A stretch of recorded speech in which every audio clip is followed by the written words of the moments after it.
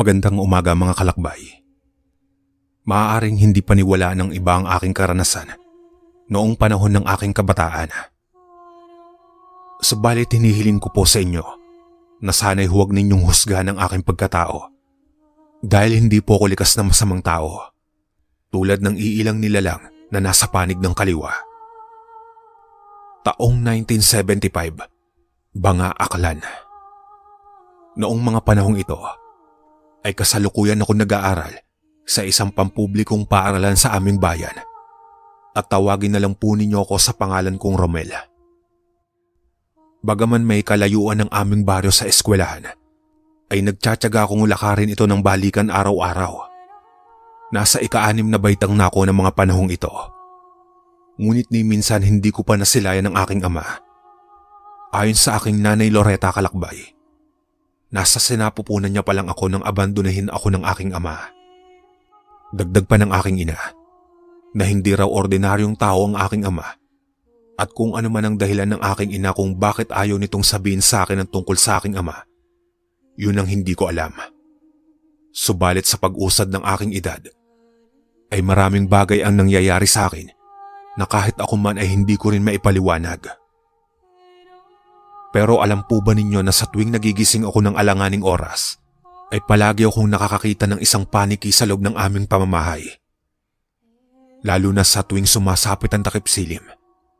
Halos isang pulutong ng paniki ang paikot-ikot sa aming bubungan.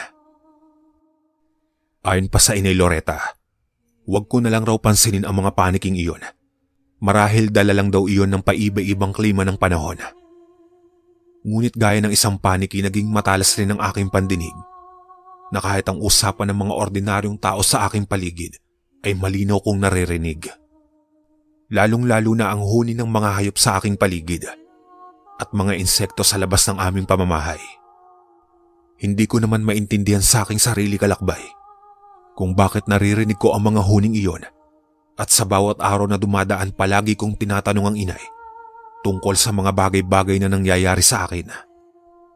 Subalit ang palaging tugon sa akin ng aking ina ay normal lang daw sa isang tao ang mga bagay na aking naririnig. Ngunit sa isang sulok ng isip ko, tila may mali sa ikinikilos ng aking ina at may mga bagay itong pilit niyang pinagtatakpan para paniwalaan ko. Hanggang isang araw ay maaga akong nagising noon kalakbay. Pasado 5:30 na ng umaga iyon. Bumangon na ako sa aking higaan upang mag-ayos papasok. Ngunit laking gulat ko nang makita ko ang aking ina na nakatingala sa malaking puno ng mangga sa loob mismo ng aming bakuran. Base sa aking nakikita kalakbay, tila may kausap ang aking ina na tanging siya lang ang nakakakita. Kung kaya marahan akong lumapit sa kinaroroonan niya. Pero laking gulat ng aking ina nang tapikin ko ito sa kanyang balikat. Sabay tanong kung ano o sino ang tinitignan nito sa malaking puno. Magandang umaga, inay. Ano pong ginagawa niyo rito at sino ang kinakausap ninyo? Usisa akong tanong.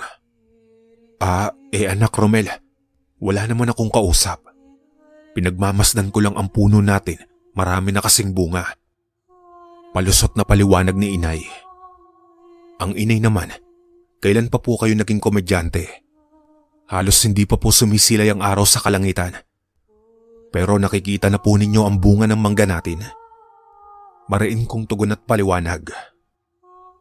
Gayon pa man ay hindi na lang kumibo ang inay at ngumiti na lang ito sa akin. Dahil alam niya sa kanyang sarili na nahuli ko siyang may kausap. Sa pagpasok namin sa loob ng aming tahanan, bigla naman ako nakarinig ng isang malakas na pagaspas na inakala kong galing sa isang malaking ibon. Subalit nang lingunin ko ang pinanggalingan ng pagaspas na iyon, ay bigla itong natakpan ng isang pulutong na paniki at tuluyan naglaho sa aking paningin. Kung kaya sinabi ko sa aking sarili na balang araw ay malalaman ko rin ang sikretong pilit na itinatago ng aking ina. Dahil sa aking mga naobserbahan sa inay Loretta, mas lalong nadagdagan ang mga agam-agam sa aking isipan. Ngunit lingid sa aking kaalaman, isang lalaki pala ang palihim na pumupunta sa aming pamamahay habang nasa eskwelahan ako. Raul, Malapit nang tumuntong sa sekundarya ang anak mo. Halos nauubusan na rin ako ng dahilan sa kanya. Alam kong mali ang magsinungaling kay Romel. Baka mamaya magtanim siya ng galit sa atin. Mariing paliwanag ni Inay Loretta. Huwag kang mag-alala, Loretta. Balang araw magpapakita rin ako sa anak natin. Kaya bigyan mo pa ako ng sapat na panahon. Dahil sa mga susunod na araw, mananalasa sa inyong baryo ang mga aswang. Mariing tugon at paalala ng aking ama. Anong sapat na panahon pa? Sobrang haba na nga ng panahon na ibinigay ko sa iyo, Raul. Noong hindi ka pa hinahanap ng anak mo, okay lang. Pero ngayon lumalabas na ang mga senyalis sa kanya ng isang bayakan.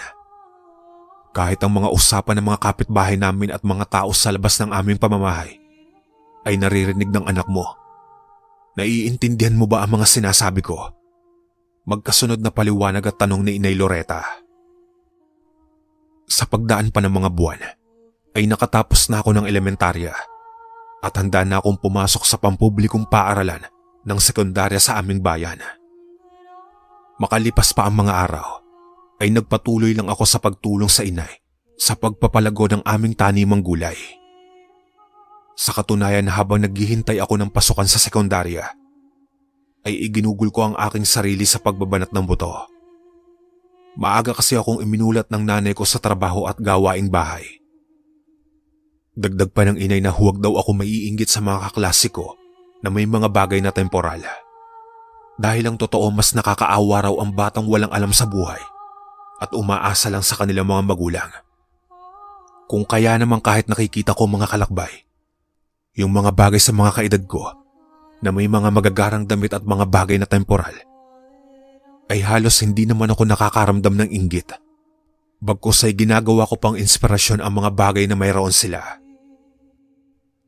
Sa pagsapit ng pasukan sa sekundarya, halos dinoble ko ang sipag ko sa pag-aaral upang sa gayoy masuklian ko ang sakripisyo ng aking ina. Halos isinantabi ko muna ang tungkol sa aking ama at hinayaan ko na lamang na umayon sa akin ang pagkakataon. Sa paglipas pa ng mga araw, ewan ko ba noong nasa eskwelahan ako, ay bigla akong nakaramdam ng pagkasabik sa pag-uwi sa aming pamamahay. Tila ba may nagtulak sa akin na umuwi ako sa aming tahanan ng mga oras na iyon at may mga bulong akong naririnig sa aking isip na naroroon ng aking ama. Maya-maya pa pagkatapos ng isang klase ko kalakbay, ay kaagad ako nagpaalam sa aking guro sa susunod na klase. Sa awa naman ng Diyos ay pinayagan akong umuwi nito sa aming bahay. Ngunit sa paglabas ko ng daan, tila bumibilis ang pintig ng puso ko. Halos malinaw ko ring naririnig ang usapan ng mga taong nadadaanan ko. At ayon sa mga boses sa aking isipan, ay walang duda na ako ang kanilang pinag-uusapan at ako ang nilalaman ng kanilang talakayan. Mang Carlos, hindi ba't si Romel ang batang iyon? Hindi po ba't anak ng bayakan ng batang yan? Giit ni Mang Arsenio. Oo, siya nga, Arsenio. Alam mo, kahit na may dugong bayakan ng batang yan, pasalamat pa rin tayo dahil binabantayan ni Raul ang ating baryo laban sa mga aswang. Mariing tugon at paliwanag ni Mang Carlos. Dagdag pa ni Mang Carlos kalakbay na ang lahing kinabibilangan ng aking ama ay mabubuting aswang na hindi mapanakit sa mga tao. Sa katunayan, kinakatakutan rin ng aking ama ng iba't ibang uri ng mga aswang. Ayon pa sa matandang albularyo, na ang mga bayakan ay mga taong malapaniki sa hating gabi at nalalaman raw ng mga ito kung may aswang sa isang baryo. Dagdag pa ni Mang Carlos na kapag dinadagsa raw ng mga paniki ang isang baryo, isang indikasyon raw ito na may paparating na aswang. Hindi naglaon nang makarating ako sa aming tarangkahan. Bahagya kong ipinikit ang aking mga mata at pinakiramdaman ko ang aking paligid. Hindi pa man ako nakakapasok sa aming pamamahay, pero dinig na dinig mula sa labas na may bisita kami na kausap ang aking ina. Kaya halos marahan akong lumapit sa aming pamamahay at sa likod bahay ako dumaan para hindi ako makaabala kung sino man ang kausap ng aking ina. Pero laking gulat ng mga ito nang bumungad ako sa kanilang harapan habang nagwiwika ako ng, "Inay, sino po ang taong ito? Diretsahan kong tanong sabay turo sa lalaking iyon. Maghunos dili ka muna anak Romel. Hindi siya kaaway at wala siyang masamang pakay sa akin. Ang totoo nga niyan anak, siya ang taong matagal mo nang hinahanap at gustong makita. Walang iba kundi ang iyong ama. Magkasunod na paliwanag ni Inay Loretta. Tumangulang naman ako bilang pagsang-ayon sa tinura ng aking ina. Sabay titig sa taong nasa aking harapan. Ayon sa lalaking ito kalakbay, siya raw si Raul ang aking ama na matagal ko nang hinahanap at gustong makilala. Dagdag pa nito, na siya rin daw ang nilalang na madalas na tinitingala at kinakausap ng aking ina sa malagong puno ng mangga. Gayunpaman bukod sa mga pagpapakilala nito sa akin, ay gusto ko pa rin makita ang wangis nito sa hating gabi kung ano o sino ito bilang bayakan. At kung tama nga ba ang naririnig kong usapan nila Mang Carlos at Arsenio. Romel, alam kong maraming agam-agam sa isip mo na hinahanapan mo ng kasagutan. Pero kung gusto mo talagang makita ang aking wangis bilang bayakan, sa makalawa abangan mo ang tatay sa puno ng mangga. Mariing paliwanag ng aking ama. Oo, itay. At huwag po kayong mag-alala dahil ni katiting na sama ng loob ay wala akong itinanim sa puso't isipan ko. Sa katunayan nga po niyan, itay, gusto ko ring malaman ang mga pagbabagong nagaganap sa sistema ng aking katawan. Ayoko po kasing dumating ang araw. Nakatakutan ako ng ating mga kababaryo sa lugar na ito bilang anak ng bayakan. Magkakasunod kong paliwanag. Huwag kang mag-alala, Romel anak. Lakas at kakayahan lang ng isang bayakan ang namana mo sa akin, hindi ang itsura. Mariing paliwanag ng tatay ko. Sa paglipas pa ng mga araw, inabangan ko ang pagdating ng aking amang bayakan. Halos gabi-gabi tuwing bilog ang buwan ay sandamakmak na paniki ang walang humpay na lumilipad sa aming baryo. Masyadong aligaga at agresibo ang mga ito na tila ba nagmamasid sa buong baryo. Sa sumunod pang mga gabi, laking pagtataka ko naman dahil ni isang paniki ay wala akong masilayan sa kalangitan. Ngunit ayon sa aking inakalakbay, isang masamang pangitain iyon para sa aming baryo. Kung kaya naman bahagya akong naglakad-lakad sa aming baryo, tanga ng isang gasera.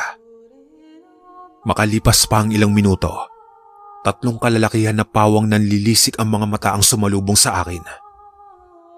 Batid kong hindi ordinaryong nilalang ang mga iyon habang nagwiwika ang mga ito ng, "Ikaw pala ang anak ni Raul.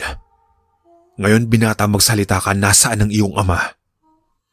Sabihin mo na sa akin kung saan nagkukubli ang iyong ama habang nakakapagtimpi pa ako sa iyo. Pero kung hindi mo sasabihin kung nasaan ang iyong ama, mapipilitan akong todasin ka bilang kabayaran sa mga aswang na tinodas ng iyong ama sa lipi namin." Magkakasunod na paliwanag at banta ng lalaking nagngangalang Conrado. Hindi ko po alam kung ano ang sigalot ang kinasasangkutan ng aking ama sa inyong mga aswang, Mang Conrado. Ngunit wala po sa aming pamamahay ang aking ama. Mariin kong paliwanag at pagtanggi. Iho, alam mo namang masama sa isang bata ang nagsasabi ng kasinungalingan. Kaya naman kung ayaw mong matodas, sabihin mo na ang kinaroroonan ng iyong ama. Giit pa ng kasama ni Mang Conrado. Dahil sa pangyayaring iyon, at dahil wala akong maibigay na impormasyon sa mga taong naghahanap sa aking ama, ay walang sabi-sabi naman akong sinalakay ng mga ito. Subalit ewan ko ba at naiwasan ko ang atake ng mga iyon. Maya-maya pa ay bigla naman akong napatingala sa kalangitan at nanlaki ang aking mga mata. Sa labis kong pagkamangha nasilayan ko na lang ang sandamakmak na paniki na bigla na lamang sumulpot kung saan. Kasabay nito halos tinakpan ng mga nilalang na iyon ang liwanag ng buwan. Kung kaya naman naghari ang kadiliman at napaatras ang mga aswang na nasa aking harapan. Halos kasama ng mga paniking iyon ang isang malaking nilalang na nooy inakala kong manananggal. Subalit nagkamali ako. Dahil ang nilalang na nasilayan ko ay isa palang bayakan at walang iba kundi ang aking ama. Na nanlilisik ang mga mata sa kapulan at naglalaway na parang asong ulol kasabay ang paglabas ng matatalas nitong kuko at naglalangis na katawan. Mga demonyo kayo. Sa dinami-dami ng mga taong sasalakayin ninyo, anak ko pa talaga ang pinili ninyo. Ilang dekada na kayong namiminsala sa baryong ito, pero wala kayong kadala-dala. Mga lintik kayo. Sinabi ko na sa inyong pinuno na walang aswang ang pwedeng maghari-harian sa lugar na ito. Pero dahil sa ginawa ninyong pagtatangka sa buhay ng anak ko, pagbabayaran ninyong tatlo ang inyong kahangalan. Magkakasunod na paliwanag at banta ng aking ama. Romel anak, tumabi ka na muna at manood ka lang sa gagawin ko sa mga demonyong ito. Mariing giit ng aking ama. Sa mga oras na iyon naguguluhan man ako kalakbay. Ngunit minabuti ko na lang ang sumunod sa utos ng aking ama. Pasalamat na lang din ako dahil noong gabing iyon wala nang masyadong tao sa sentro ng aming baryo. Halos wala ring kamalay-malay ang nanay ko sa nangyari sa akin at sa magaganap pang sagupan ng aswang at bayakan. Sa bilis ng galaw ni Itay Raul, halos nabubulagan ng mga aswang at hindi batid ng mga ito kung saan nanggagaling ang pag-atake ng ama ko. Sa katunayan may mga pagkakataon na biglang napupunta ang tatay ko sa mga sanga ng puno. Gayunpaman ay halos masuka ko nang dukutin ng tatay ko ang puso ng mga aswang na yon at kinain ito ng aking ama mula sa kanyang mga palad habang tumitibok pa. Sa pagkakataon na iyon ay tila hindi ko na nakilala ang aking ama dahil sa malahalimaw na ipinakita nito sa akin. Sa pagkatodas ng mga aswang na iyon kalakbay, ay biglang inilipad ng aking ama ang mga aswang na iyon sa kalangitan sabay itinapon ang mga bangkay nito kung saan. Kung kaya naman ang manumbalik ang dating itsura ng aking ama, halos hindi ko rin alam kung sa papaanong parang ko uumpisan ang aking mga tanong. Ito ang tandaan mo, Romel. Anak, gamitin mo ang iyong kakayahan para matawag mo ako sa oras na ikaw ay nasa peligro. Mananatili ako sa tabi mo, anak. Hanggang sa iyong paglaki ay gagabayan kita sa abot ng aking makakaya laban sa mga aswang na naghahangad sa buhay mo. Magkasunod na paliwanag ng aking ama. Sa pagdaan ng mga araw at buwan, nagpatuloy lang ako sa aking pag-aaral at lalo pa akong nagsumikap sa buhay para makamit ko ang aking inaasam na magandang buhay para sa aking ina. Gayunpaman ay hindi naman nakalimot ang aking ama sa pagdalaw sa amin ng Inay Loretta bilang tao. Sa paglipas ng taon nasanay na rin ako sa ganitong senaryo ng aking buhay. Ang importante sa akin buo na ang aking pagkatao. Dahil nakilala ko na ng lubusan ng aking ama at tinanggap ko na rin sa aking sarili na ako ay anak ng bayakan. Halos hindi rin naman ako pinangingilagan sa aming baryo kahit alam ng mga albularyo at Bertudes na isa kong anak ng bayakan. Bukod pa riyan kinagigiliwan rin ako ni Mang Carlos, ang matandang albularyo sa aming baryo. Dagdag pa ng mga ito gamitin ko rin daw ang aking abilidad para tumulong sa aming mga kababaryo sa mabuting paraan. Gaya nga ng aking ama, na palihim na binabantayan ng aming buong baryo.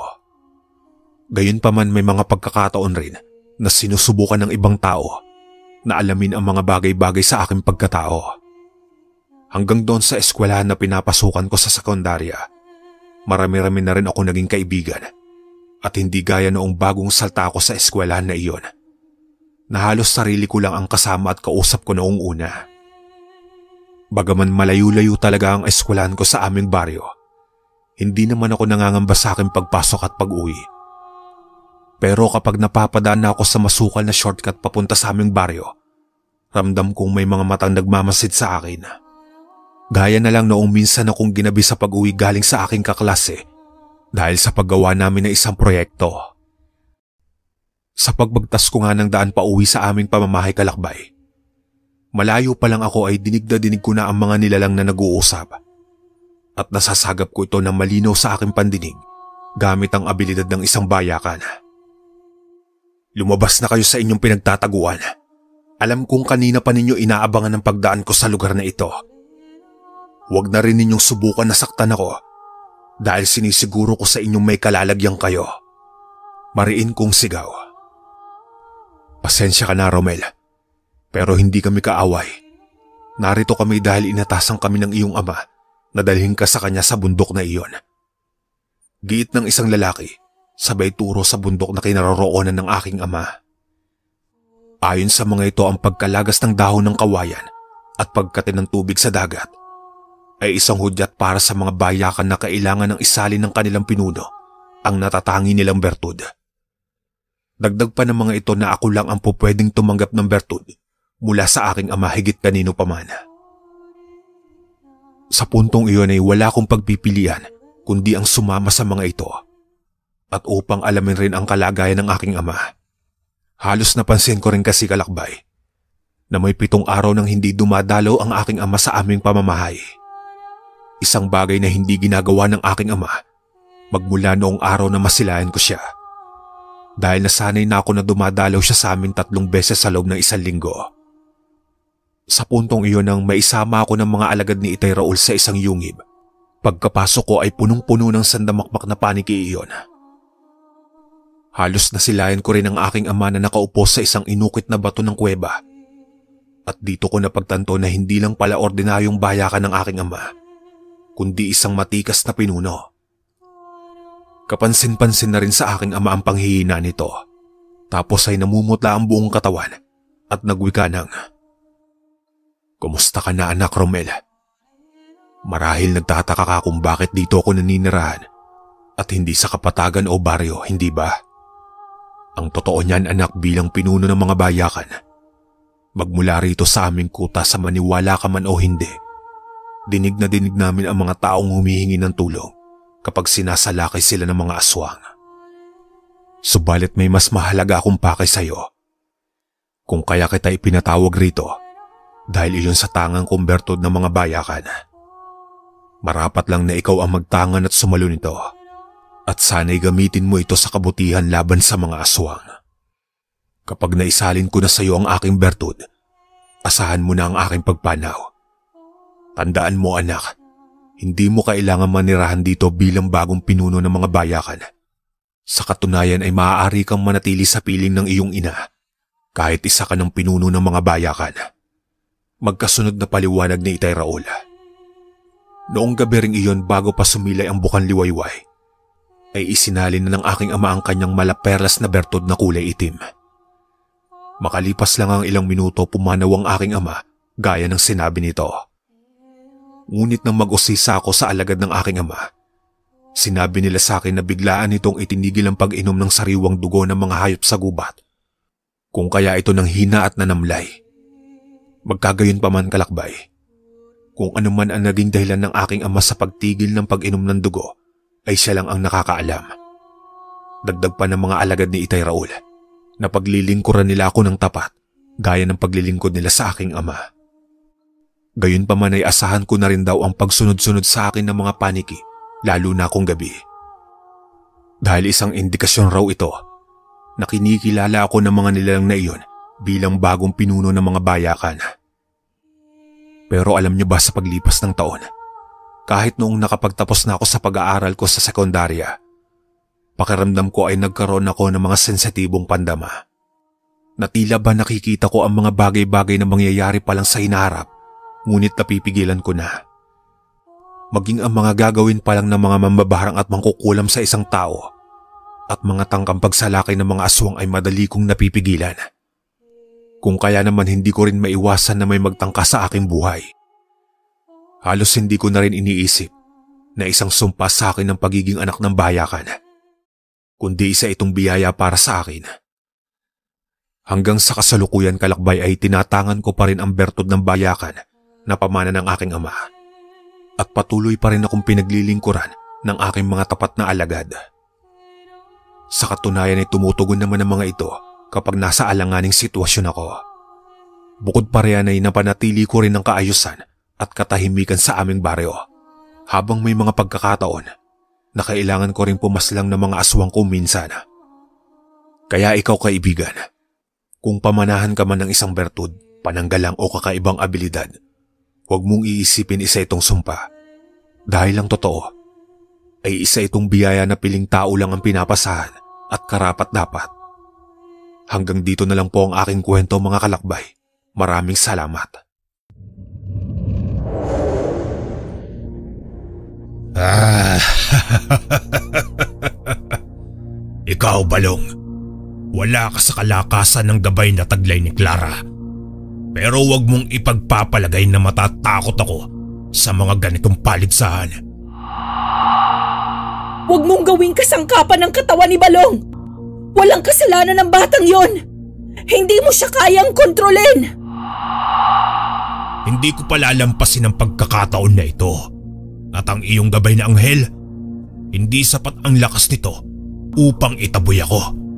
Ikaw na ang aking kukunin.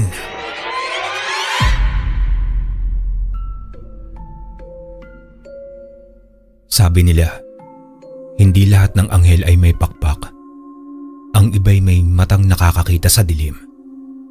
Dumarating hindi lang upang magligtas, kundi upang ihanda ka sa mga lihim na hindi kayang unawain ng mga tao. Hindi ako naniniwala sa multo, sa anghel, o sa kahit anong kababalagan. Pero nagbago ang lahat ng yon nang makilala ko si Clara.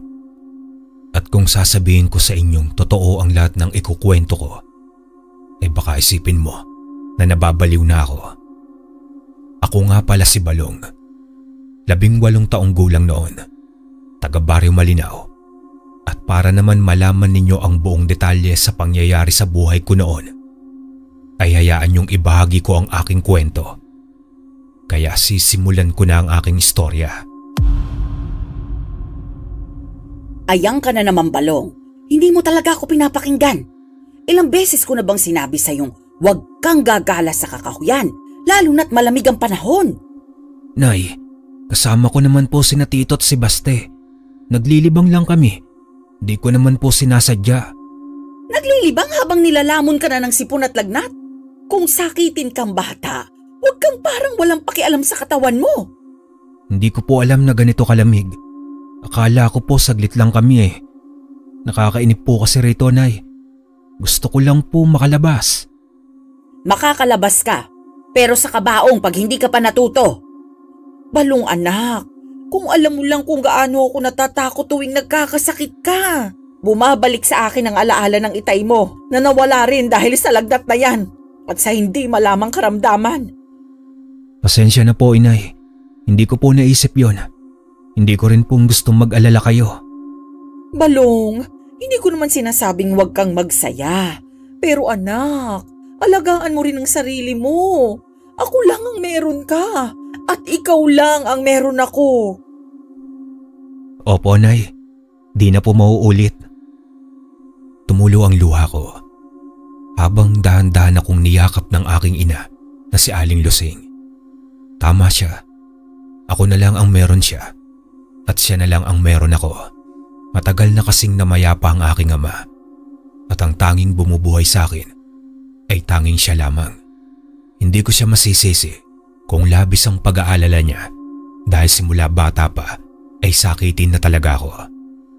Kinabukasan ay dinaanan ako ni Baste. Hoy Balong, buti gising ka na. Tara na ulit sa kakahuyan. May nakita kaming pugad ng uwak kagabi. Ayos to, parang ginto yung itlog. Ako Baste, hindi na muna ako ngayon. Isinumpa ako ni nanay kagabi. Baka talagang itapon ako sa posporo kapag nalaman niyang gumala ulit ako. Aba, wala naman si Aling Lusing ngayon, di ba? Namamalengke pa yun. Sakto naman, 1 oras lang, babalik tayo bago pa siya makauwi. Hindi talaga pare, hindi biro tong lagnat ko. Tsaka naawa rin ako kay inay kagabi. Halos mapaiyak na yun sa galit eh. Ayoko nang dagdagan pa. Paano kami nila Toto tsaka Jepoy? Wala kang kabarkada ngayon. Ang lungkot kaya. Saka di mo ba namimiss yung gubat? Amoy lupa tapos amoy pakikipagsapalaran? Oo naman, miss na miss ko na nga eh. Pero huwag muna ngayon, pahinga muna ako. Pero pag gumaling ako pa ang mauuna sa inyo. Kaya maganda kayo. Paalis na sana si Baste nang biglang may papalapit na boses mula sa likod niya. Pababa ng daan, ang inay may dalang bayong at sariwang gulay na kakarating lang mula palengke. Aba! Baste! Anong ginagawa mo rito, ha? Hinahanap mo na naman si Balong, ano? Hindi mo pa ba tinatantanan yung kapupunta ninyo sa kakahuyan? Aling Lusing. Magandang umaga po, napadaan lang po ako.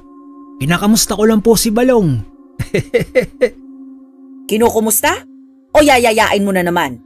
Baka gusto mong ikaw ang kalbuhin ko, ha? Alam mo bang nilagnat yung anak ko buong gabi? Kung napano yan kahapon, sinong sisisihin ko? Ikaw? Nay, wag niyo na pong pagalitan si Baste. Hindi naman po niya ako pinipilit Ako rin naman po ang may gustong minsan sumama. Ikaw, Baste, mabait ka namang bata. Pero pag hindi mo tinigilan tong kaibigan mong matigas rin ang ulo, pupulutin kayong dalawa sa ospital. Pasensya na po, Aling Lusing. Hindi ko na po uulitin. Uuwi na po ako. Oy Balong, pahinga ka muna ha. Bukas o sa Makalawa na lang tayo. Sige po, Aling Lusing. Huwag ka nang babalik dito hanggat hindi gumagaling si Balong. Narinig mo? Si nanay talaga. Para naman kayong sumugod ng bagyo. Ay, Balong anak, napag-usapan na natin to kagabi, hindi ba? Pero kahit pasaway ka, mahal kita. Kaya wag mo akong subukan, ha? Opo, inay. Ginawa ko ang lahat para maging mabait at masunurin na anak kay inay. Wala akong ginigit at wala akong reklamo. Nang mga unang araw, ay naiisip ko pa kung gaano kasaya makasama sila Baste at ang iba kong mga kaibigan sa kakahuyan. Pero habang tumatagal, ay natutunan ko rin tanggapin na siya lang ang madalas kong makasama. Balong, pansin ko lang parang hindi ka na lumalabas ng bahay ah. Hindi ba't ikaw yung batang sobrang layas dati? Nasanay ka na siguro na palaging nasa bahay ano? Wala po, Nay. Medyo nakakahiya naman po kasi sa inyo. Kasi po kung magkakasakit po ako, baka hindi ko na kayang makabawi sa inyo. Bakit mo naman iniisip na ganun, Balong? Hindi ba't kahit anong mangyari, ikaw ang buhay ko? Saan ba tayo pupunta kung hindi kita aalagaan? Kasi po, Nay, takot na po akong magkasakit ulit. Alam ko na po na lagi kayong nandyan para sa akin. Pero kung mangyari na naman yung mga nangyari dati, paano na po? Anak, alam ko na natatakot ka, pero hindi kita pinipilit. Kung gusto mong magpahinga, wala akong problema roon. Ang mahalaga sa akin, buhay ka. Pero wag mong gawing bilanggo ang sarili mo rito. Kuha mo ba? Hindi ko na po hayaang magkasakit pa ako, Inay. Ang hirap po kasi na nagtutulungan tayo. Tapos ako pa po ang magdudulot ng problema. Balong, wag mong isipin na ganon. Hindi ka problema. Ikaw ang lakas ko. Kaya kung magpapahinga ka, wala akong reklamo. Pero wag mong kalimutan na ang buhay ay hindi lahat tungkol sa takot. May mga pagkakataon din na kailangan nating matutong harapin ang takot na yon. Opo, Nay. Susubukan ko po. Salamat po sa pagtulong sa akin. Mahal ko po kayo. Pumunta si Inay sa kusina at naganda ng isang maligamgam na sabaw. Ako naman ay nanatiling tahimik at nagmumuni-muni tungkol sa mga saloobin niya. Hanggang sa isang araw ay bigla na naman akong nagkasakit dahil napagod ako sa pagtulong kay Inay sa Bukirena. Kaya naman wala na siyang ibang maisip kundi ang dalhin ako kay Kaigme, ang pinakamagaling na albularyo sa aming baryo. Balong anak, hindi na natin to pwedeng pabayaan pa. Hindi mo na kayang gumalaw ng mag-isa. Kailangan kitang dalhin kay Kaigme. Siya na lang ang makakatulong sa'yo. Inay, wag na po.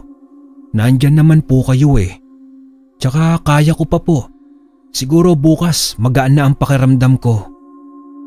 Wala nang bukas-bukas, Balong. Nandyan lang si Kaigme. At kung ano man ang nararamdaman mo, siya ang makakaalam. Gusto ko sanang maging maayos ka na. Ipapasok kita sa ospital, kaya lang wala tayong sapat na pera. Kaya kay Kaigme na lang tayo pupunta.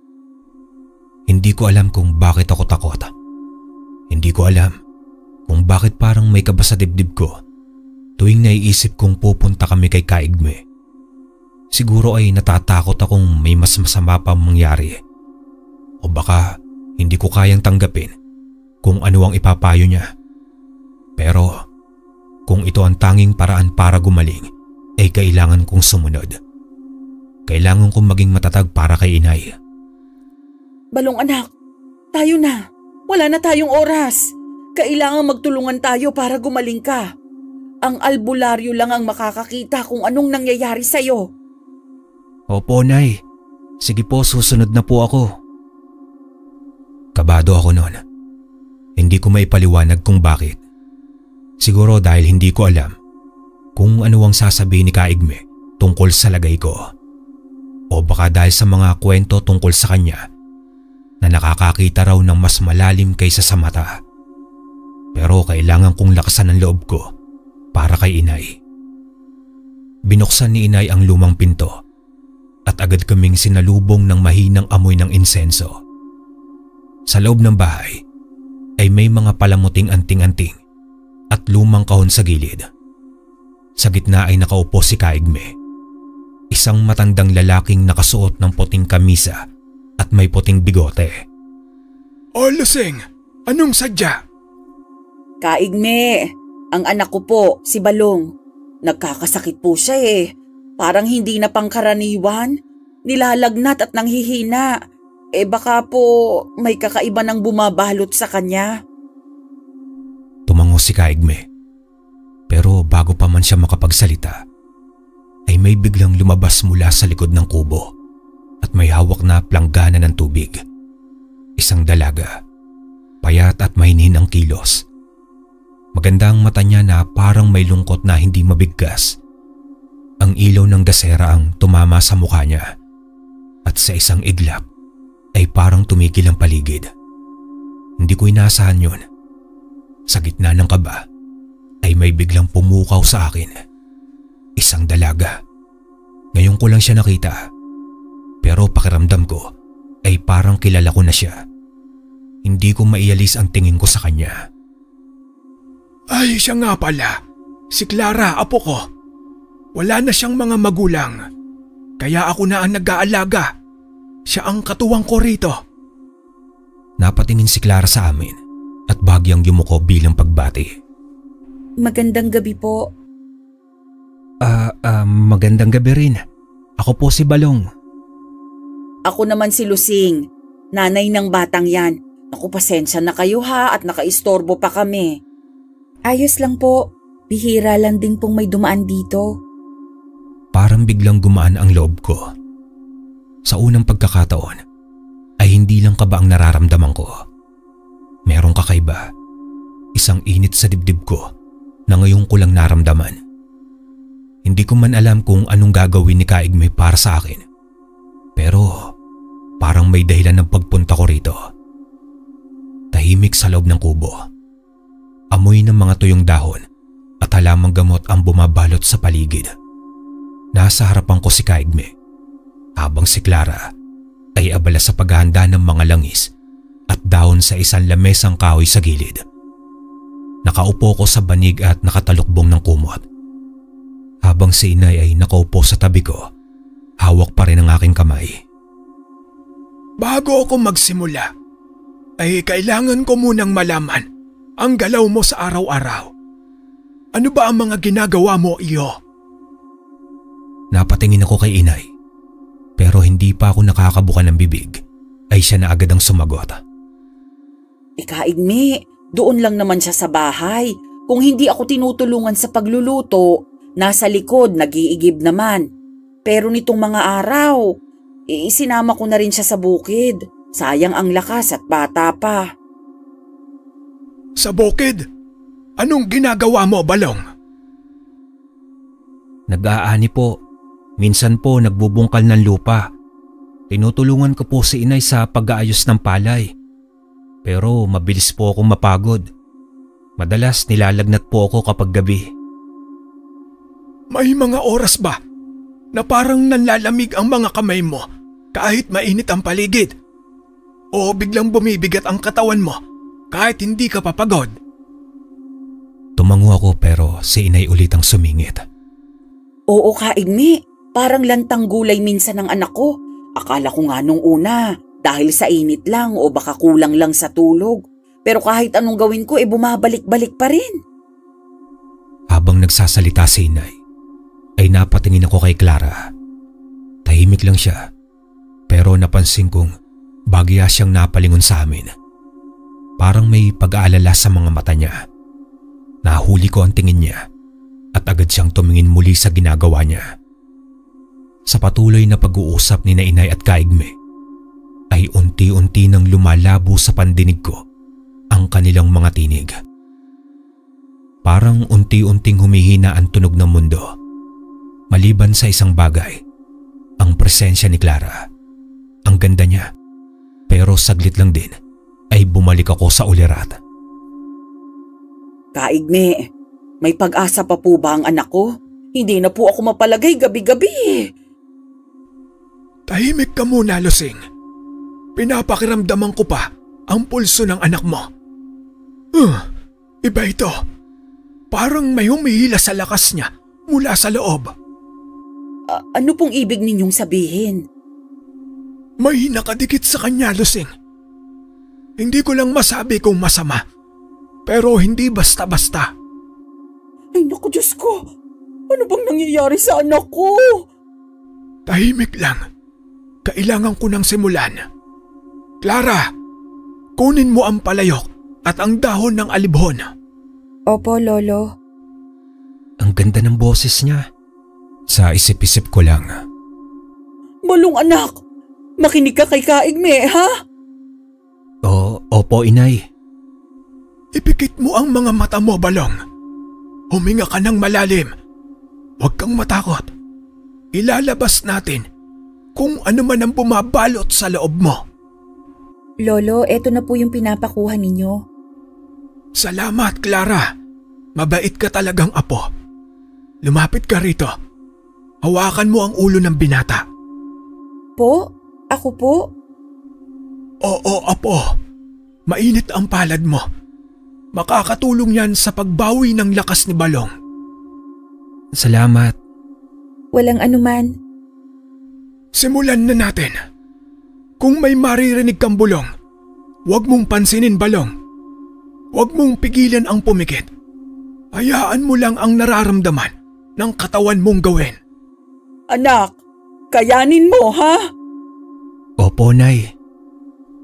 Sa pagkakapikit ko, ay unti-unting nawala ang ingay ng paligid. Nawalan ng tunog ang mundo. Parang lumulubog ako sa malalim at madilim na tubig. Hanggang sa wala na akong maramdaman kundi lamig. Tapos ay biglang may lumitaw. Isang nilalang. Matangkad, baluktot ang katawan. Kulay abo ang balat.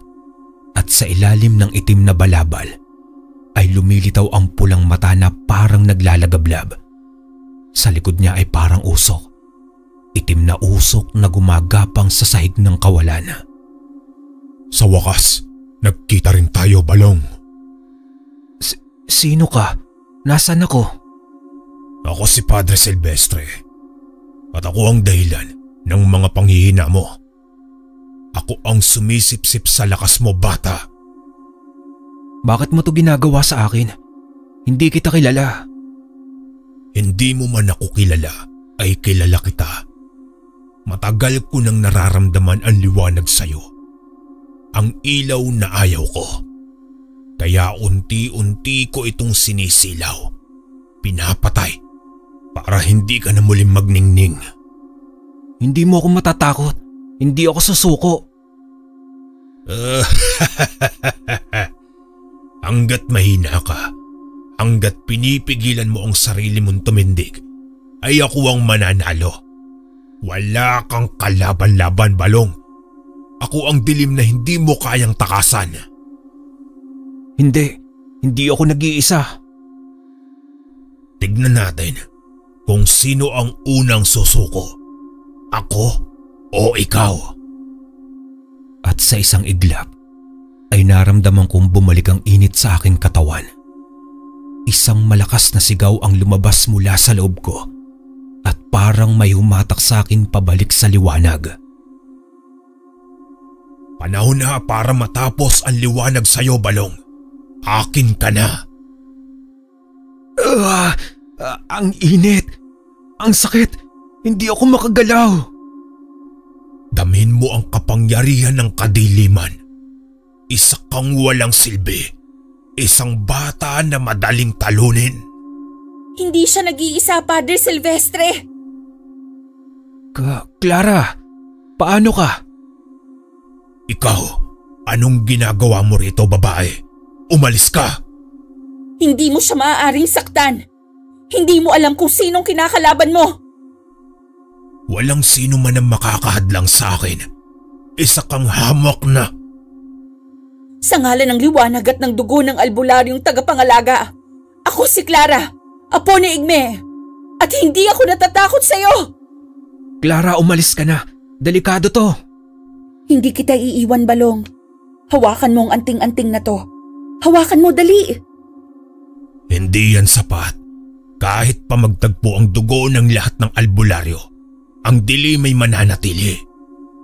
Hindi! Kung may puso pa rin lumalaban! Biglang lumiwanag at nagsisisigaw si Padre Silvestre. Hindi pa tapos. Babalik ako. Clara! Ligtas ka na. Pero hindi pa tapos ang laban, Balong. Marami ka pang kailangang malaman. Mula sa dilim ng diwa ay biglang lumiwanag. Ramdam ko ang init mula sa isang palad na nakahawak sa kamay ko. Dahan-dahang bumukas ang aking mga mata. Nakabalik na tayo. Nandito ka na ulit, Balong. Ligtas ka na. Napalingon ako. Nakita ko si Inay, si Kaigme, at si Clara na nakaluhod sa tabi ko. Biglang napaiyak si Inay at niyakap ako na mahigpit. Anak, Diyos ko, akala ko mawawala ka na sa akin. Salamat, salamat. Inay, andito lang po ako. Hindi ko po kayo iiwan. Tumingin ako kay Clara at nahihiyang napangiti ito. Nagtama ang aming mga mata. Sa ngayon, ligtas ka na, Balong. Kaya lang, Clara, sino ba talaga si Padre Silvestre? Si Padre Silvestre ay isang dating albularyo. Isa siya sa pinakamakapangyarihan noon. Pero nalason ang puso niya ng inggit at takot. Pinili niyang yumuko sa dilim, kapalit ng kapangyarihan. Kaya niya ba ako gustong saktan? Hindi lang basta saktan. Ginagamit ka niya, Balong. Isang daanan, isang tulay. Pero baka hindi ikaw ang tunay niyang pakay. Ano pong ibig ninyong sabihin, Kaigme? Ang gabay at ang sinag. Ang anghel na isinilang sa katauhan ng isang dalaga. Si Clara. Si Clara po? Oo. Ang liwanag sa kanya ay bihira, Balong. At marahil, ito ang dahilan kung bakit ka palaging sinasaktan ng dilim. Para ikaw ang magsilbing landas patungo sa kanya. Gagamitin niya ako para saktan si Clara? Kung hindi mo mapipigilan, kung hindi mo pipiliin kung sino ka talaga. Natahimik ako at napatingin kay Clara na ngayon ay nakangiting papalapit at may hawak na tasa ng salabat. Mainit pa to. Inumin mo habang kaya pa ng katawan mo. Tinitigan ko ang mukha ni Clara. Doon ko nakita ang kakaibang liwanag at ang bigat ng responsibilidad na kasabay nito. Labis naman ang pasasalamat namin kay Kaigme at kay Clara. Hindi ko alam kung paano ko mababayaran ang kabutihan nilang maglolo. Si Inay ay todo ang pag-alala pero hindi pa rin napigilang mapangiti habang paulit-ulit na nagpapasalamat.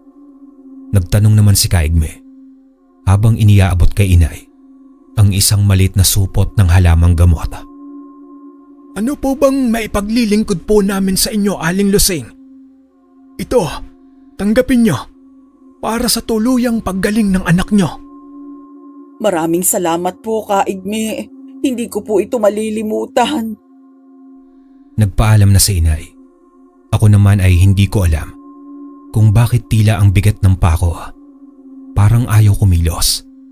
Ayaw pa ng katawan ko na lumayo. Ayaw ko pa sanang umalis. Tahimik lang si Clara, pero paminsan-minsan ay nagkakangiti ang kami. Hindi ko mapigilan ang sarili ko. Gusto kong magsalita, pero wala akong masabi. Parang may bol sa lalamunan ko. O siya, sige na't kailangan na naming umalis. Gagabihin na kami sa daan eh. Hindi ligtas ang kakahuyan sa ganung oras. Kahit mabigat sa loob ko ay tumango na lang ako. Tinignan ko ulit si Clara at saka siyang umiti ng bahagya. Mag-iingat kayo sa daan. Tumango lang ako tapos humakbang ng papalayo. Pero sa bawat yapak ko paalis ay parang may iniwan akong parte ng sarili ko roon sa kubo sa tabi ni Clara. At sa puso ko ay alam ko na hindi yun ang huling beses na makikita ko siya. Habang nasa daan ay hindi ko maiwasan ang mapatulala sa kawalan at tumingin sa malayo. Balong, ayos ka lang ba anak? Parang tahimik ka yata. Opo inay, pagod lang po siguro. Pasalamat tayo't magaling ka na. Salamat na lang talaga kay Kaigme at sa apo niya. Pero sa kabila ng mga sinasabi ni inay, ay si Clara pa rin ang nakikita ko. Bakit hindi siya maalis sa isip ko? Yung mga mata niya, yung boses niya, at yung tapang niyang iligtas ako. Parang gusto ko siya ulit na makita. Nang mga sumunod na araw, ay naging masigla na ang katawan ko at naging magaang na ang lahat ng kilos ko. Pero may isang nakakapagpabalisa ng isip ko. Si Clara. Hindi ako mapakali kakaisip sa kanya. Balong, mukhang magaan na ang katawan mo ah. Parang ang saya mo ngayong araw na to. Ano bang nangyari? May ibang tao ka bang kinakausap? Inay, wala po. Wala po akong kinakausap. At saka parang may kakaibang nangyayari sa'yo ha? Hindi ka na ba nasasaktan? Hindi ka ba natatakot na baka magbalik yung sakit mo? Hindi na po inay. Magaan na po ang pakiramdam ko. Salamat po kay Kaigme at kay Clara. Ay sana nga. Pero may napansin pa akong ibang pagbabago sa'yo. Hindi ka na masyadong nakikibarkada sa mga kabataan sa baryo ah. Hindi mo na rin sila sinasamahan. At saka parang malalim lagi ang iniisip mo. Inay, may gusto po sana akong aminin. Ano ba yun? Parang may isang tao po akong nagugustuhan, inay. Isang tao? Sino? Bakit parang iba yata ang timpla ng sinabi mong yon? Si Clara po, inay. Yung apo ni Kaigme. Siya po yung tumulong sa akin. Siya po ang nagligtas sa akin mula kay Padre Silvestre. Si Clara? Ba't hindi pa nga kayo masyadong magkakilala? Opo, pero tuwing naiisip ko po siya, parang may nakakabit na pakiramdam sa puso ko. Parang may bigat, pero may saya din. Hindi ko po siya kayang alisin sa isipan ko. Si Clara po, siya po ang nagbigay lakas sa akin nung nahihirapan ako sa karamdaman ko. Balong anak, hindi ko alam kung anong klase ang nararamdaman mo, pero mahalaga na malaman mong hindi yan masama. Lalo na kung tinutulungan ka ng isang tao at may koneksyon kayong dalawa. Kaya lang, baka naman magulo ang mga bagay-bagay kung magmamadali ka. Baka hindi pa siyang tamang tao para sa'yo. Hindi ko po alam, inay. Hindi ko rin po alam kung anong nangyayari sa akin. Lalo na po ngayon. Parang hindi ko mapigilan na isipin siya. Anak, wala namang masama kung maghihintay ka muna. Kailangan mo munang alamin sa iyong sarili. Kailangan mong magpahinga. Hindi mo kailangang madaliin ang lahat. May oras pa kayo para magkakilanlan ni Clara. Pero huwag mong gawing dahilan ng nararamdaman mo para makalimutan ng ibang bagay. Hindi mo kailangang magmadali. Inay, nahihirapan ako. Hindi ko po alam kung anong dapat kong gawin. Ang hirap pong pigilan ng nararamdaman ko. Hindi mo kailangang mag-isa, Balong. Lagi akong naririto. Kung maghintay ka man, ang importante, sinubukan mo. Tahimik kami na nagtinginan ni inay. Tumango ako at isang magaang na ngiti ang sumungaw sa aking labi. Salamat po, inay. Salamat po sa lahat ng suporta. Hindi ko po kayang gawing itong lahat ng mag-isa lang. Hindi ka kailanman mag-isa, anak. Hindi kita pababayaan. Pero sa kabila ng mga paalala at pangaral ni inay, ay hindi pa rin nawala sa isip ko si Clara. Hanggang sa isang araw, ay tadhana na ang tumulong sa akin. Nakita ko si Clara sa may pagtawid ng batis at maraming dalang halamang ugat. Nilapitan ko siya at agad na tinulungan. Clara, mag-iingat ka. Baka madulas ka. Oh, Balong, mabutit nariyan ka. Hindi ko na kaya. Medyo mabigat kasi. Kaagad ko namang hinawakan ang mga halamang ugat mula sa mga kamay ni Clara at tinulungan siyang tawirin ng batis. Hayaan mo, tutulungan kita. Hindi ko papayagang malagay ka sa alanganin. Salamat, Balong. Hindi ko pala kayang mag-isang buhatin to. Nandito na ako, Clara. Hindi kita hahayaang mahirapan. Alam ko. Salamat. Kung hindi mo ako nakita, baka nadulas pa ako. Hindi ko papayagang mangyari yon. Habang patuloy kaming tumatawid, ang aming mga mata ay nagkatinginan. Ang hangin ay dahan-dahang humaplos sa paligid. Ang senaryong ito ay napakagaan at tila may kakaibang koneksyon na namumuo sa aming dalawa. Simula noon ay madalas na kami magtagpo sa tabi ng batis. Ang lugar na yon ay naging misteryosong lugar para sa amin, kung saan pareho naming nakakalimutan ang lahat ng problema at nagsisimula ng mga masayang kwentuhan. Ang saya naman ng ganito, Clara. Pwede tayong magkwentuhan ng walang iniisip dito sa may tabi ng batis. Oo nga. Parang lahat ng mga tanong ko sa mundo nawawala dito. Minsan lang kasi ako makapagpahinga mula sa mga gawain. Clara, may nais lang sana akong tanungin tungkol sa pagiging antingera mo. Paano at kailan ba nagsimula yan? Parang ang dami mong alam tungkol sa mga ganito. Oo, mula pa noong bata ko, naririnig ko na mga kwento ng lola ko. Siya ang nagpasimula sa akin. Ang pagiging antingera ay isang tradisyon sa pamilya namin. Pero hindi ko kaagad naintindihan. Nung lumaki ako, sinubukan kong matutunan ng mga ritual, mga dasal, pati na ang mga gabay na isinusuong ng mga nagdaang henerasyon. Hindi pala madali. Ganoon ba? Paano mo natutuhan ang lahat ng iyon? At yung gabay na sinasabi ni Kaigme, ano ba yon? Yung gabay. Hindi lang basta-basta yon. Ang gabay ay isang uri ng espiritu o lakas na gumagabay sa isang antingera. Dapat malinaw ang ating koneksyon sa mundo ng espiritu nang matutunan mo mga paraan kung paano gamitin ang mga likas na kakayahan. Isa rin itong proteksyon sa mga panganib tulad ng anting-anting na sinusuportahan ka at tinutulungan ka kapag nahihirapan ka o kung may panganib sa paligid. Sa mga unang taon ko, nakaranas ako ng maraming pagsubok at sakit, pero ang gabay ko ang tanging tumutulong sa akin. Ibig mong sabihin, parang may espiritu kang kasama? Parang may mga tagapagtanggol ka sa likod ng iyong mga pagsubok? Oo, isa itong bahagi ng kultura at pamana, pero hindi laging madali.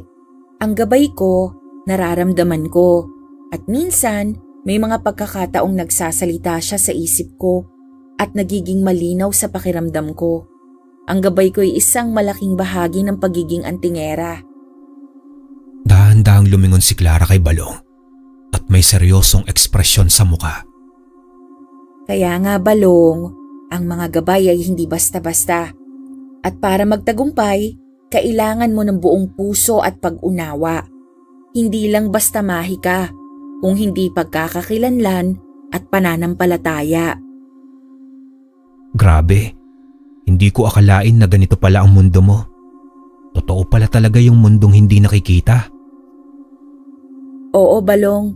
May mga bagay na hindi natin nakikita agad, pero nariyan sila, umaalalay at gumagabay sa atin. Habang patuloy ang aming pag-uusap, ay bigla na lamang dumilim ang paligid. Nagtataka kami dahil batid naming hapon pa lamang at wala pang pagkagat ng dilim. Ha? Anong nangyari? Bakit biglang dumilim? Hindi ko rin alam. At sa aming pagtataka ay isang mabigat na presensya ang dumating mula sa dilim. Isang anino ang lumitaw mula sa madilim na paligid at ang kanyang mga mata ay kumikislap ng galit at puot. Ano, Clara? Hindi mo ba ako nakikilala? Hindi mo ba naisip na darating ang araw na magbabalik ako? Ikaw? Padre Silvestre? Ikaw? Ba't nandito ka? Si Padre Silvestre ay unti-unting lumapit at ang mga mata niya ay kumikislap sa dilim. Ang hangin sa paligid ay nagsimulang magbago. Mas malamig at may kakaibang enerhiya. Nandito ako, hindi para sa iyo, Balong, kundi para kay Clara. Isa kang anghel na pinili ko. Ngunit bakit? Bakit hanggang ngayon ay tinatangkilik mo ang iyong gabay? Tumatanggi ka sa akin. Hindi ko kayo kailangan, Padre Silvestre. Hindi ko kayo susundin. Ang gabay ko, ang anghel ko ang mas matibay kesa sa inyong mga puwersa. Anong ibig mong sabihin, Padre Silvestre? Hindi ko maintindihan ang mga sinasabi mo. Hindi mo ba naiintindihan, Balong? Ang gabay na tinutukoy mo ay may kapangyarihan. Ang anghel ni Clara ay mayroong kakayahang magsanhi ng malaking pagbabago sa mundo. Ngunit hindi ko siya papayagang maging malaya. Siya ay sa akin at kukunin ko siya. Hindi mo ako magiging alaga, Padre. Hindi ako magsisilbi sa'yo. Ang gabay ko ang aking kalayaan. Ang presensya ni Padre Silvestre ay patuloy na nagiging mas malakas at parang ang paligid ay nalunod sa dilim. Pero sa kabila ng lahat ng takot ay nararamdaman ko na kailangan kong ipagtanggol si Clara. Kung kukunin mo siya ay kukunin mo rin ako. Hindi ko pababayaan si Clara. Hanggang si Padre Silvestre ay nagbigay ng isang nakakatakot na tawa at ang kanyang mga mata ay kumikislap ng kasamaan.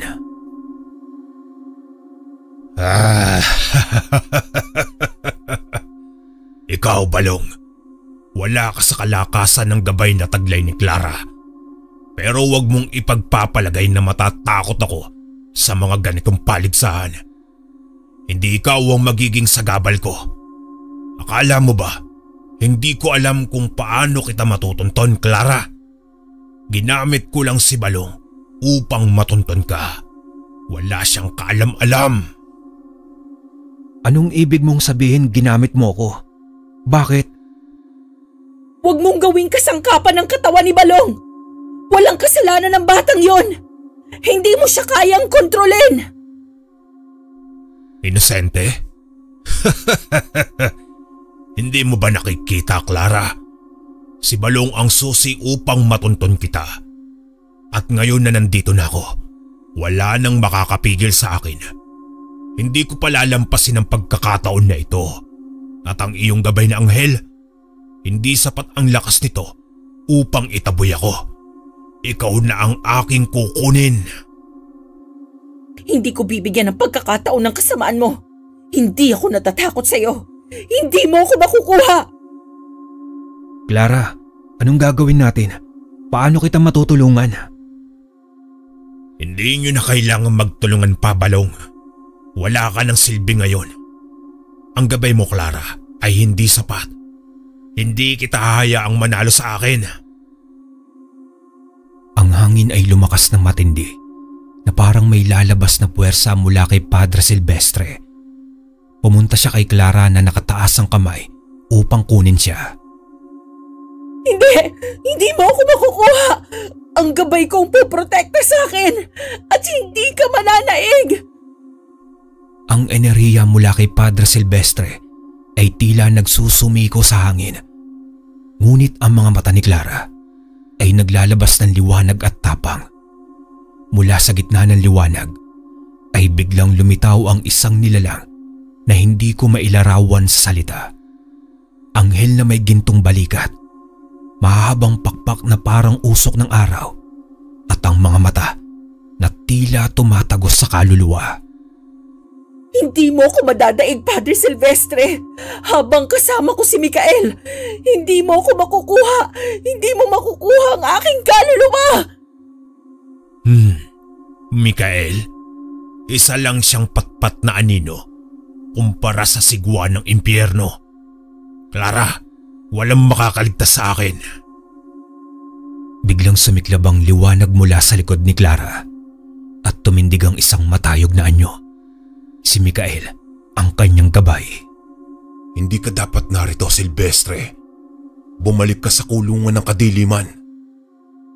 Ikaw ang naging hadlang kung hindi dahil sa'yo. At nagsimula na ang banggaan ng dalawang puwersa. Liwanag laban sa dilim. Ang mga pakpak ni Mikael ay dumadagundong sa hangin, habang ang anyo ni Padre Silvestre ay lumalabot bumabalik sa itsura ng isang itim na usok. Hindi ako makakilos. Nakapako ako sa kinatatayuan ko. Si Clara, siya ang nasa gitna ng laban. Minsan ay tumitilapon siya at minsan ay natatamaan. Ang katawan niya ay sugatan. Ang lakas niya ay unti-unting nauubos. Hindi ako susuko. Para sa liwanag, para sa akin, at para kay Balong. Si Mikael ay tinamaan ng itim na kidlat mula sa langit na pinatawag ni Padre Silvestre. Siya'y napaluhod. Si Clara naman ay tumilapon sa gilid ng batis at tumampas ang katawan sa puno.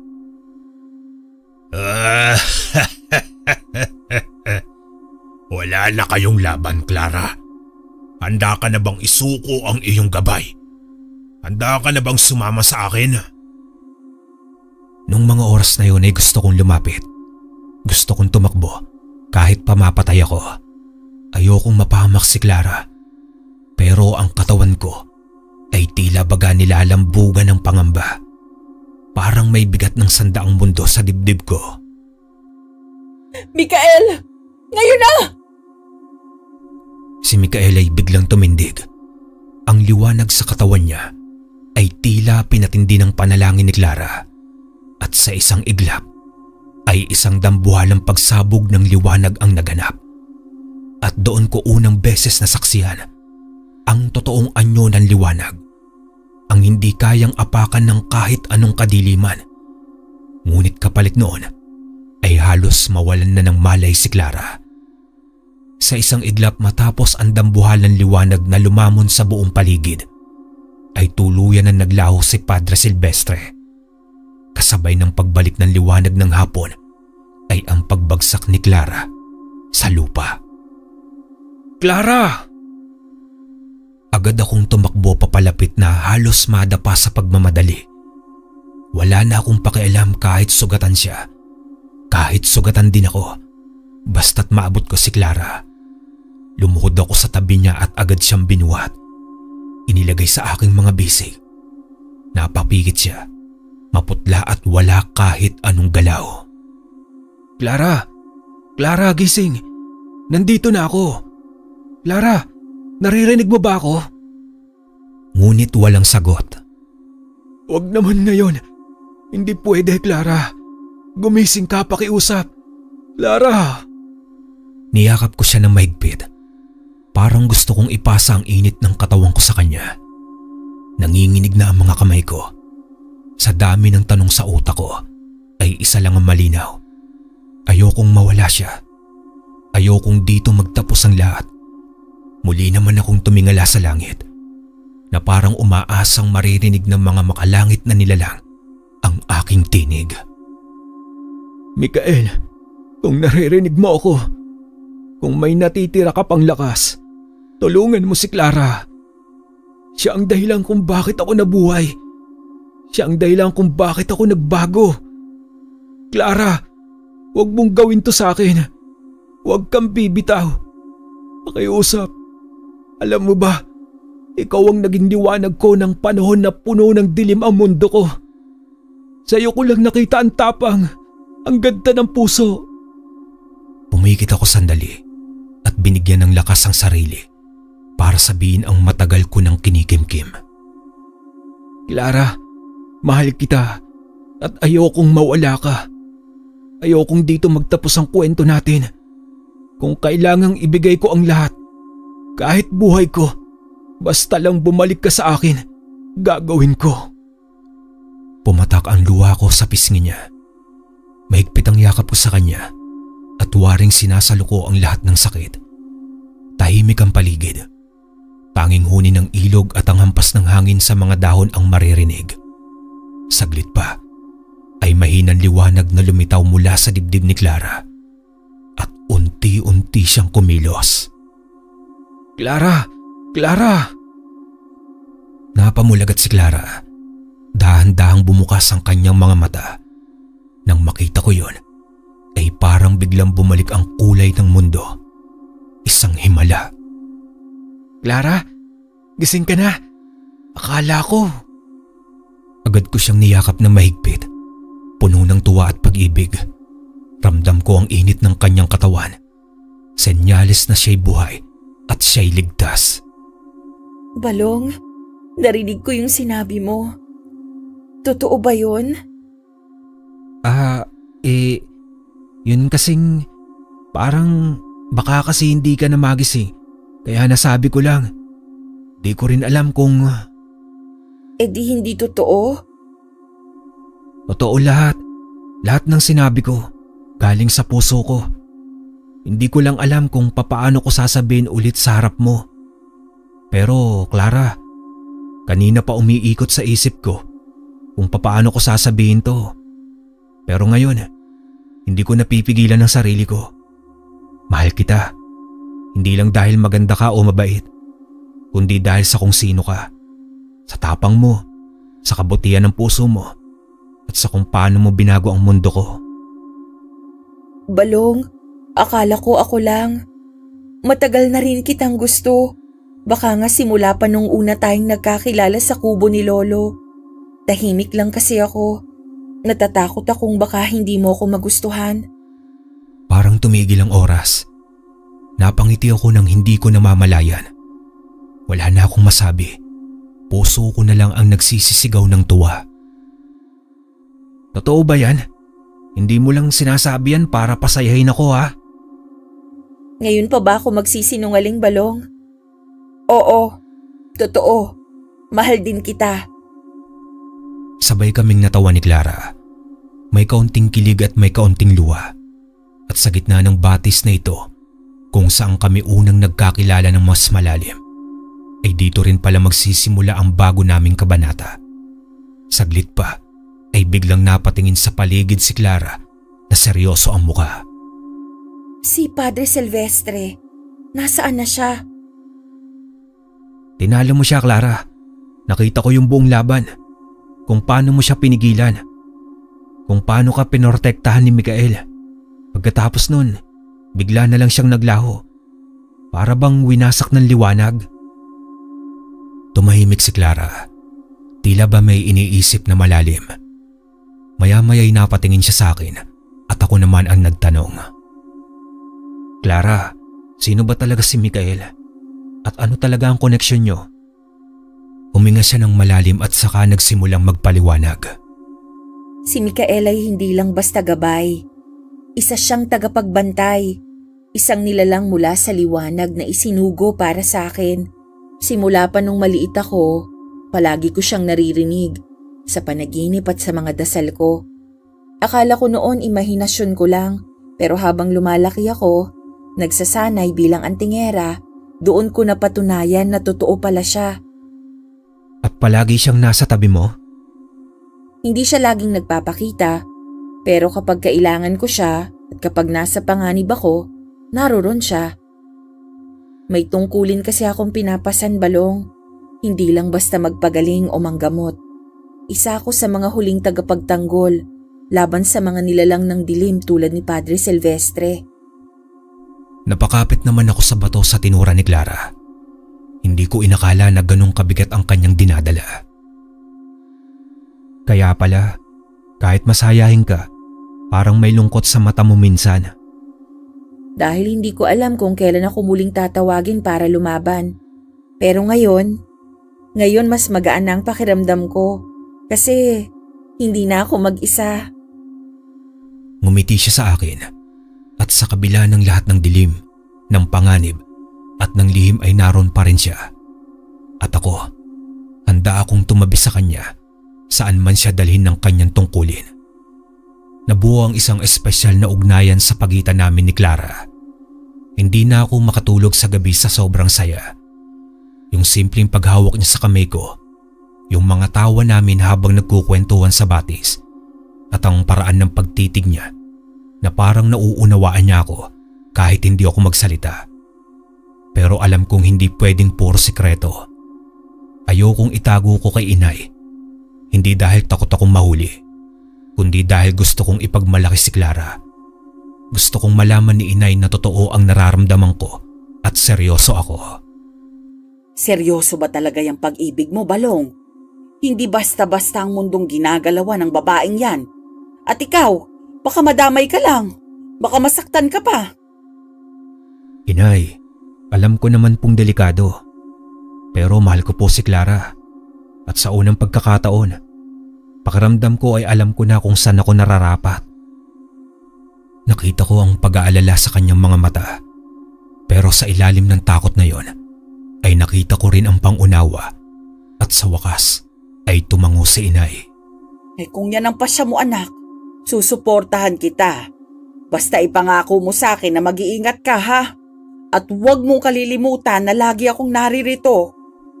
At doon ko lalong naintindihan na ang tunay na pag-ibig ay hindi lang basta pakiramdam ng dalawang puso, kundi isang laban na dapat ipaglalaban kasama ang pamilya at hindi laban sa kanila. Hindi sapat na alam lang ni inay. Alam kong kailangan ko ring sabihin kay Kaigme. Hindi lang dahil sa respeto, kundi dahil siya ang tumayong ama at tagapagturo kay Clara. At bilang lalaking seryoso sa nararamdaman ko, ay gusto kong ipakita sa kanya na wala akong itinatago. Kaya isang hapon, ay magkasama kaming nagpunta ni Clara sa kubo nila Kaigme. Tahimik lang kami sa una. Si Clara naman ay nakayuko at halatang kabado. Ako naman ay pinipilit kong huwag ipakita ang nerbiyos. Pero sa totoo lang, ay para akong sasabog nun. Pagkaupo namin sa harap ni Kaigme, ay siya na ang naunang nagsalita. Abay, mukhang may mahalagang sasabihin kayo ah. Sabihin nyo na. Nagtinginan muna kami ni Clara, tapos ako na ang nagsimulang magsalita. Kaigme, gusto ko lang pong maging tapat sa inyo. Ako po'y may nararamdaman na para kay Clara. Mahal ko po siya. At kung papayagan niyo po, gusto ko pong ligawan siya ng paraang marangal. Tahimik si Kaigme. Para bang binabasa niya ang buong pagkatao ko gamit ang titig lang. Saka siya tumingin kay Clara na tumango naman at marahang ngumiti. Totoo po, Lolo. Mahal ko rin si Balong. Matagal bago nagsalita si Kaigme. Pero hindi galit ang tono niya. Hindi rin siya tutol. Pero ang binitawan niyang tanong ay dumiretso sa puso ko. Balong, iyo. Hindi ako tutol sa nararamdaman ninyo. Pero isang tanong lang ang gusto kong sagutin mo. Anak, handa ka ba sa tungkulin ng apo ko? At tanggap mo ba ang buong pagkatao niya? Hindi lang ang kagandahan niya, kundi pati ang dilim, panganib at bigat ng kanyang mundo. Natigilan ako, pero hindi na ako nagdalawang isip. Tumitig ako sa kanya ng buong tapang.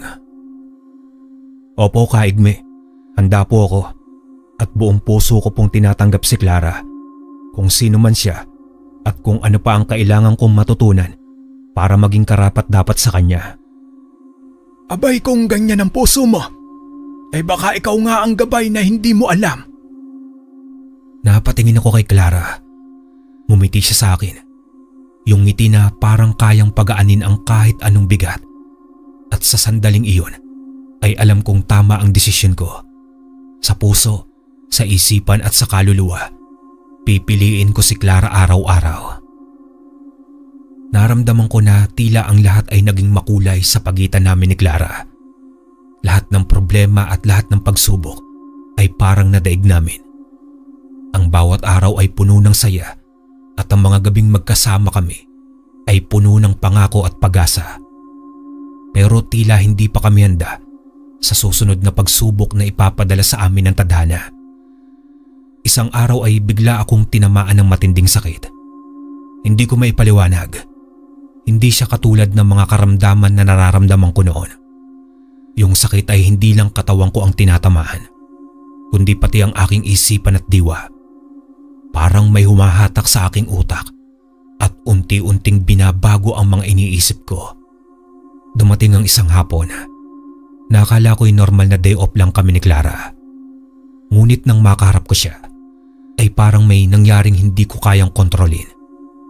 Ang mga mata ko ay hindi na siya ang nakikita. Ang bawat galaw niya ay nagiging parang galit na kaaway. Hindi ko na siya nakikita bilang Clara, ang babaeng mahal ko. Nakikita ko siya bilang isang estranghero, isang kaaway. Balong, anong nangyayari sa'yo? Hindi kita maintindihan. Hindi ko kayang makita ka ng ganyan. Bakit, Clara? Bakit malakas ang pakiramdam ko na parang lahat ng galit ko ay ikaw? Tinutok ko sa kanya ang mga mata ko na puno ng kasalanan, pero hindi ko kayang pigilan ang galit na nararamdaman ko. Balong, hindi na kita kilala. Bakit ka nagsasalita ng ganito? Ano bang nangyayari sa'yo? Hindi ko na kayang itago pa. Ang katawan ko ay punong-puno ng puot. Sakit na parang sumasabog ang aking utak. Hindi ko na makontrol ang sarili ko. At sa bawat salita na lumalabas mula sa aking bibig, ay unti-unti ko ring nararamdaman na may iba pang kapangyarihan ang pumapaloob sa akin. Huwag mong pilitin, Clara. Wala ka nang magagawa. Pagkatapos ay naramdaman ko ang isang malakas na puwersa na pumapasok sa aking katawan. Isang enerhiya na parang sinusubukang wasakin ang aking pagkatao. Ang galit ko na parang pinapalakas ng isang elemento. Sa isang iglap, tila ang katawan ko ay naging isang host para sa isang masamang nilalang. Balong! Balong! Labanan mong nararamdaman mong to! Clara, patawarin mo ako. Hindi ko na kaya. Tinutok ko ang aking kamay patungo sa kanya. Pero sa kabila ng lahat ng ito, ay isang lihim na bahagi ng aking sarili. Hindi ko kayang saktan siya. Hindi ko kayang makita siya na sasaktan dahil sa akin. Balong! Huwag mong gawin to! Labanan mo! Alam kong naririnig mo ako. Narinig ko man ang tinig ni Clara, pero ang katawan ko ay unti-unting nawawala sa aking kontrol. Ang masamang nilalang na pumasok sa akin ay kumokontrol sa aking mga galaw. Hindi ko na kayang pigilan ang sarili ko. Clara, malaya na ako mula sa pagkakapa ko. Lumabang ka na lang. Papatayin kita. Hindi ako si Balong, kundi si Asmodea. Hindi ko maintindihan at maipaliwanag kung paano ko nasambit ang mga salitang yon. Pero bago pa ako tuluyang sumugod, ay naramdaman ko ang isang puwersa na gumigising sa akin. Isang liwanag na sumiklab mula sa kabila ng aking paningin. Ang gabay na anghel ni Clara. Mahal na anak ng Diyos, labanan mo ang masamang puwersang ito. Labanan mo si Asmodea. Makikita mong siya ay walang lakas laban sa liwanag ng katotohanan. Hindi mo ako kayang itaboy, Mikael. Lulukubin ko ang katawan ng batang ito. Ang galit niya ay aking puwersa. Rinig ko ang sigaw ni Asmodea na nanggagaling din mismo sa aking katauhan.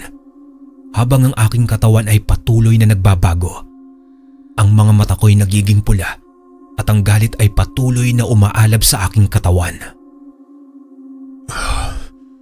Huwag kang mag-alala, Balong. Ako ang magpapalaya sa iyo. Sa mga sandaling iyon, ay tila ang galit at puot na nararamdaman ko ay napapaamo ng liwanag ni Mikael. Hindi ko na kayang ipagpatuloy ang laban at ang aking katawan ay nagsimulang magbalik sa normal. Naramdaman ko ang sarili ko na unti-unting nawawala mula kay Asmodea. Pagbulat ko ng aking mga mata ay agad kong nakita si Clara, matapang at matatag habang nakikipaglabang kay Asmodea. Hindi ka na makapaghahasik ng takot sa akin, Asmodeo! Hindi mo na ako matitinag!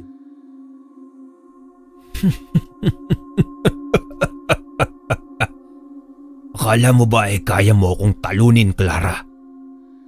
Ako ang nagbigay ng takot sa katawan ng batang ito. Ikaw, isang simpleng dalaga. Ano ang magagawa mo laban sa akin? Ang anghel ni Clara, si Mikael, ay lumipad sa hangin at lumabas mula sa likuran ni Clara. Ang kanyang mga pakpak ay kumikislap ng liwanag na puno ng pag-asa at kabutihan. Sa isang mabilis na galaw ay inilabas niya ang kanyang espada at ang lahat ng dilim na pumapalibot kay Asmodea ay naglaho. Huwag mong gawing biro ang kapangyarihan ng liwanag at kabutihan, Asmodea. Hindi mo kami matatalo. Ang dilim ay nagsimulang magbadya sa paligid. Sa gitna ng kalikasan, si Clara at Asmodea ay nagharap at ang hangin ay tila tumigil sa takot. Si Mikael ay lumutang sa itaas at ang kanyang pakpak ay kumislap sa liwanag, habang hawak ni Clara ang espada at nakahanda ng sumugod. Hanggang dito ka na lang, Asmodeo. Hindi mo na ako kayang takutin. Isang bata lumalaban sa akin. Akala mo ba kaya mo akong talunin, Clara? Ako ang kabagisan ng kadiliman. Ako ang kaharian ng takot. Ang liwanag ni Mikael ang magbibigay sa akin ng lakas. Hindi ko na kailangan pang matakot sa iyo, Asmodeo. Liwanag? Ang liwanag ay mahina. Walang lakas ang iyong gabay laban sa akin. Pati ang katawan mo ay magiging instrumento ko. Bigla namang bumangon si Asmodea mula sa dilim at naglabas ng matinding enerhiya. Ang mga anino ay lumusob kay Clara at sinubukan siyang sugurin ng walang awa. Sumugod si Clara at mabilis na iniiwasan ng mga anino. Ang kanyang mga galaw ay mabilis at tumpak at binabaliwala ang mga atake ni Asmodea. Hindi mo ako matatalo! Hindi ko ipagpapalit ang laban na to! Magpapaubaya ako sa iyo. Sawa na akong magtago sa dilim. Huwag mong gawing biro ang aking kapangyarihan. Inilabas ni Asmodea ang mga matatalim na anino na nagsimulang sumugod patungo kay Clara. Ang liwanag ang magtatagumpay. Hindi ako titigil hanggat hindi ka natatalo. Ang espada ni Clara ay nanginginig at nagpasabog ng enerhiya na pumutok sa hangin. Tinatamaan si Asmodea. Hindi mo pa rin ako matatalo, Clara. Makikita mo kung gaano ako kalakas. Isusumpa ako sa iyo. Pupuksain kita. Clara, huwag mo ngayaang matakot ka. Ang iyong liwanag ay mas malakas kaysa sa kadiliman. Salamat, Mikael. Ang gabay mo ang nagdala sa akin sa tagumpay. Ang espada ni Clara ay kumislap ng matinding liwanag. Si Asmodea naman na tinamaan ng huling pag-atake ay nagsimulang mawalan ng kontrol sa kanyang kapangyarihan. Hindi ako matatalo. Ako ang kadiliman. Ang kadiliman ay matatalo din. Ang iyong kapangyarihan ay wala laban sa kabutihan. Ang liwanag na nagmula sa espada ni Clara ay naging napakaliwanag at isang huling pagsabog ng enerhiya ang tumama kay Asmodea. Hindi. Ang katawan ni Asmodea ay nagsimula ng maglaho sa dilim at ang kanyang huling sigaw ay nagtaglay ng sakit at galit. Ang huling pagsabog ay nagbigay daan sa pagwawakas ng labanan. Si Clara ay tumayo na may dugo at pawis ang kanyang katawan. Ngunit buo ang kanyang tapang. Nagawa mo, Clara. Ang iyong liwanag at tapang ang nagdala ng tagumpay. Hindi ko magagawa ito na mag-isa, Mikael. Salamat. Si Clara ay agad na naglakad patungo sa kinaroroonan ko na ang mga mata ay puno ng pag-asa at tapang. Clara, patawarin mo ko. Salamat at hindi mo ko sinukuan at pinabayaan. Hindi ko alam kung anong ginagawa ko. Pero isa lang ang alam ko, hindi ko kayang mawala ka. Mahal kita, Balong. At hanggang sa huli, ipaglalaban at ipagtatanggol kita. Nagibayo ang pagkakaintindihan at pagmamahalan namin sa isa't isa habang ang mundo ay muling nagliwanag at nagtapos ang matinding labanan. Lumipas ang mga taon, ang mga pagsubok na nagdaan ay naging bahagi ng aming kwento. At ang bawat laban, ang bawat sakripisyo ay nagpatibay sa aming pagmamahalan. Si Clara na ngayon ay ang aking kabiyak ay naging sandigan ko hindi lamang sa mundong ito, kundi pati na rin sa kabilang mundo. Natutunan ko rin na ang buhay ay hindi palaging magiging madali. Hindi lahat ng laban ay winawagi sa pisikal na paraan, kundi sa pamamagitan ng pangunawa at pagtanggap sa mga bagay na hindi natin kayang kontrolin. Hanggang sa huli, si Clara at ang aming pamilya ay magsisilbing gabay sa akin. Ang buhay namin ay patuloy na maglalakbay, ngunit magkasama kami, matatag at puno ng pagmamahal. Naway nagustuhan niyo po ang aking istorya. Lubos na gumagalang, Balong.